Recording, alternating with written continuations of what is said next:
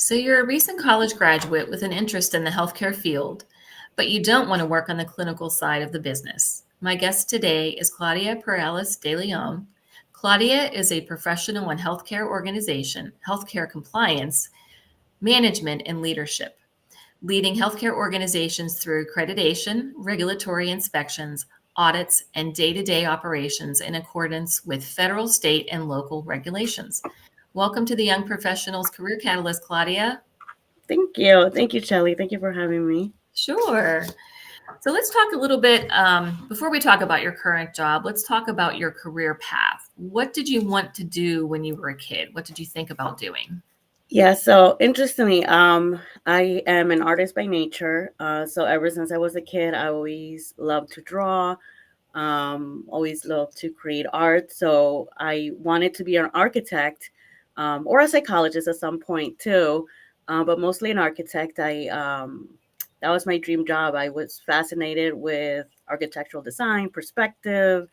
I'm fascinated by structures and spaces. So yeah, that's what I wanted to be when I was young. Ah, so what did you end up majoring in college?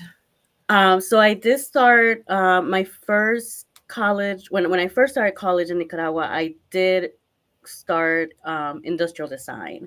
So I did 1 year of industrial design. It included traditional art, graphic design, woodwork, pottery, and then I completed a semester of architecture before leaving Nicaragua. Oh, okay. And then when you came to the US, you were in Nicaragua when you started your education. Did you finish your education when you came to the US? Yes. So when I returned to the U.S. as a young adult, I've always been a working mother. So Okay. I had my first son when I was 18, and so I've always been in between working in different work environments and attending school. So I worked in different fields of in my professional environment while attending school and raising a family. So I've had a lot of shifts in my path and my experience through work. Mhm. When I first returned to the US and lived in New York, I attended graphic design school. So I still had that, that attention for the art world. And then when I moved to Allentown, I still needed some type of direction and kind of like trying to figure out my path, my career path. And I remember my supervisor at that time suggested that I would go to LTRC so that I can, you know, find my way. I was still interested in helping people, so I started going to. I was going for my associates in human services, and when I transferred to Cedar Crest, I was also still focused on human services. And um, during those years, I'd start working in mental health private practices. So while during my time there, I found it very fascinating to work in the business aspect. So I loved being in that clinical setting, helping the patients, helping delivering care, but the business aspect. So anything that had to do with the administration, with credentialing, with policies and procedures and claims management sort of drew my attention. And then I changed my major to business administration at Cedar Crest. Oh, awesome. So you have a Yes. bachelor's in business administration. Yes. So my at Cedar Crest is in business administration with concentration in healthcare management. Oh, okay. Yeah. That makes sense then. Yes. Okay. So your first career upon graduation was what? So like, again, it's just shifted a little bit. I worked in healthcare management when I graduated with my bachelor's in business administration. After that, I ended up working at a medical center in Allentown. So I started managing a medical center, and I really dove into that management part. I was able to experience now managing employees, maintaining a medical office, tapping into compliance, auditing, monitoring, healthcare delivery, and really getting into what the healthcare environment would require from somebody with that type of business administration. And that's when I decided to start my master's degree. So then I focused my master's degree in public administration of health services, Okay. and really helped me with diving into the whole compliance and regulatory aspect of healthcare. Oh, okay. All right. Mhm. So, what do you like and dislike about your current career? Um, well, not sure if dislike much of thinking about the challenges. So working in healthcare compliance and related to, any type of regulatory compliance, a lot of times these fields require you to either have a clinical background or a legal background. Okay. And I have a management, an administration background. So a lot of times it's challenging to enter a field in compliance where you don't have those type of backgrounds until you're able to, demonstrate the level of experience that you bring to the table. Hmm. Um, I think in those regards, it is the challenging part. But I definitely love the organization part. I'm very driven by organization, by structure, by the books type of person when it comes to work. Being able to train individuals, being able to implement and improve policies and procedures. So all of that just drives me. So I really enjoy being part of, if we have processes that are not working, how to deliver care, how to Hmm. deliver appropriately and by the books, by the law. Um, I definitely love doing that. Yeah. Okay. So, you do have an interesting story of, living in the US, living in Nicaragua, working in both countries. So, tell us a little bit about your background. Yes. So we moved to Nicaragua when I was about 8 years old, from New York to Nicaragua. And so I lived the rest of my childhood, my teen years, my young adult years in Nicaragua. I feel like that time there, I can attribute it to, being essential to my formation as a person. Hmm. I learned so many values and I had so many experiences that really shaped the type of person that I wanted to be, and created that drive for me to work hard, to persevere, to have a set value, for what I wanted to do, as I move forward, and then as I became an adult and had my life goals. Hmm. And then you came back to the US when you were how old? I was 22 years old when I returned to the US, when I moved Okay. back, yes. So Okay. I came back and I enrolled in college, and worked. Like I said, I was a working mother. Hmm. So I enrolled in college, and that's when I enrolled in graphic design school in New York. Yeah. Okay. So, is there a big difference between the working world in the US compared to Nicaragua? So I can't say that I had like a professional experience, working experience in Nicaragua, because when I was in Nicaragua, I was young. Hmm. I did have I was involved in activities as a teenager. I would participate in events. I would in organizing events. I would go to my mom's job and help. I volunteered as a teacher at community school, so I was always very involved, but it wasn't necessarily professional work experience. Okay. But I just feel like all of those demands of being responsible, of the lifestyle that you live in a country like Nicaragua, you develop a certain level of need to be responsible, a need to work hard, a need to, have a certain level of value sets that drives you to pursue things in life. Right, right. And even the volunteer work, you're still gaining skills, many transferable skills, learning about the world of work. You're observing things, and that volunteer work helps you figure out a lot of what you want to do for the future as well. So Yeah. great that you had that experience. Yes. So you're bilingual. Yes. How has that been a benefit to your career? Um, so in terms of employment, um, if you ask me if I get paid more for being bilingual, the answer is no.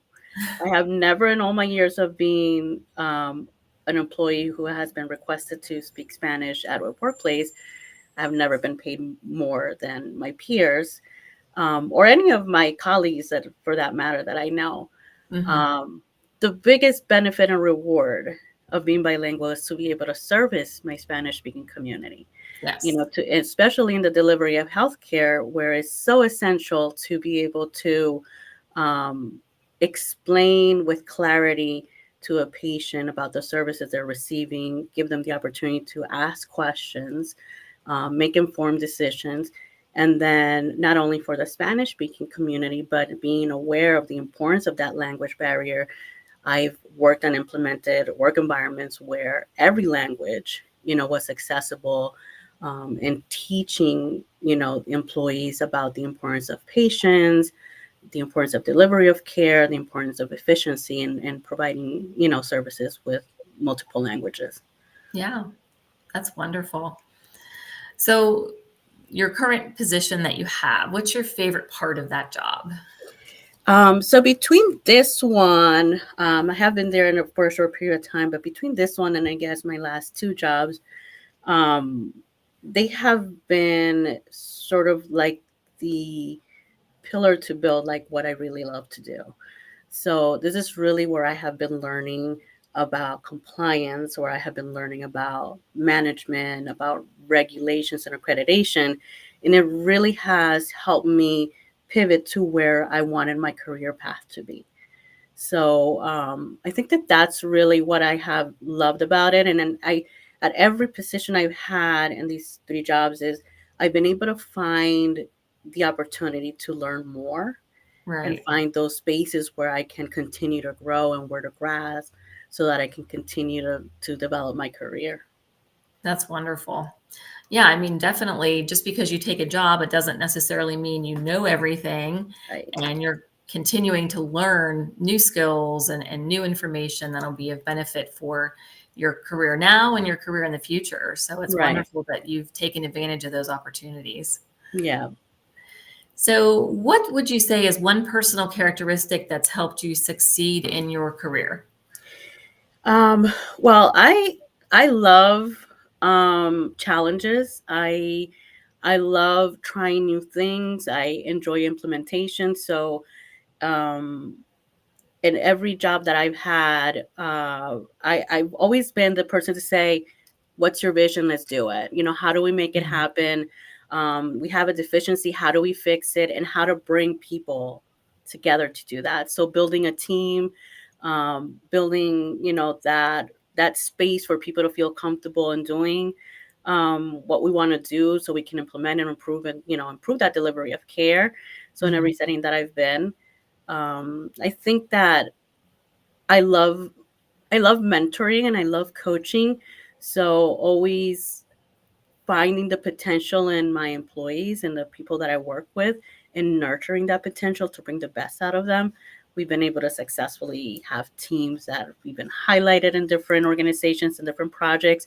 So I think that in terms of characteristic, when you ask me, is that just like that drive to do things better, that drive to bring people, lift them up and bring them to the best of their ability so we can grow together and be successful. That's wonderful. That's a great characteristic to have. Thank you. So, what do you hope to be doing professionally in 5 years or 10 years from now? Whew, well, with all this history of how many times my path has changed, I don't want to pinpoint exactly what, but I do love the idea of, I keep saying that I have a couple of decades more of professional life in me. And I look for any opportunity to keep learning, to keep growing. I definitely am really enjoying this compliance aspect of healthcare and management. And I think to continue to build on this and see where that's going to take me. Right now, where I am, I'm learning a lot, from a different aspect of like the Medicare, Medicaids, and Mhm. Board of Pharmacy accreditation all across the country.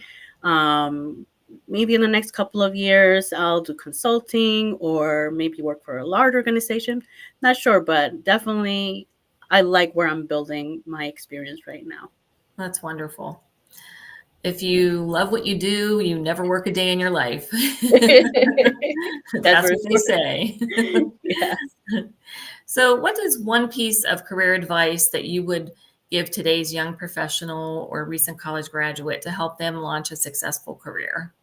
Yes. So, to have a couple of thoughts, and I like I said, I'm a mentor, and I love to coach people, and I love to bring the best out of them.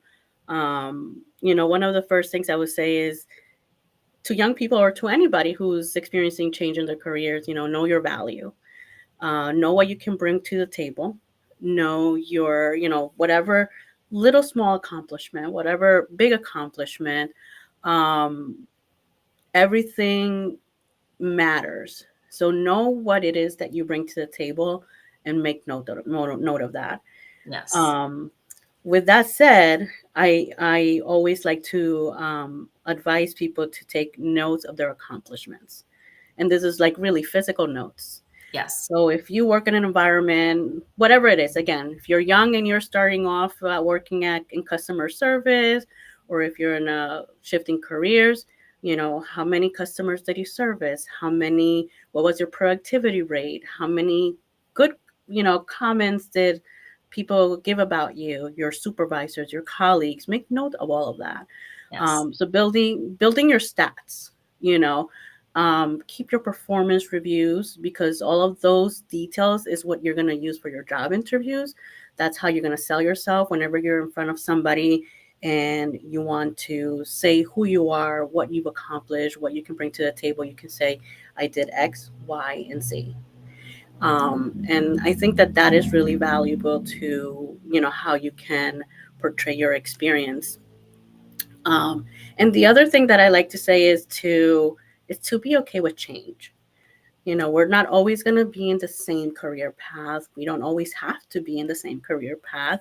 Right. And if at some point we hit that wall, or we find something new fascinating, or something new catches our attention and we want to shift, it's okay to do that.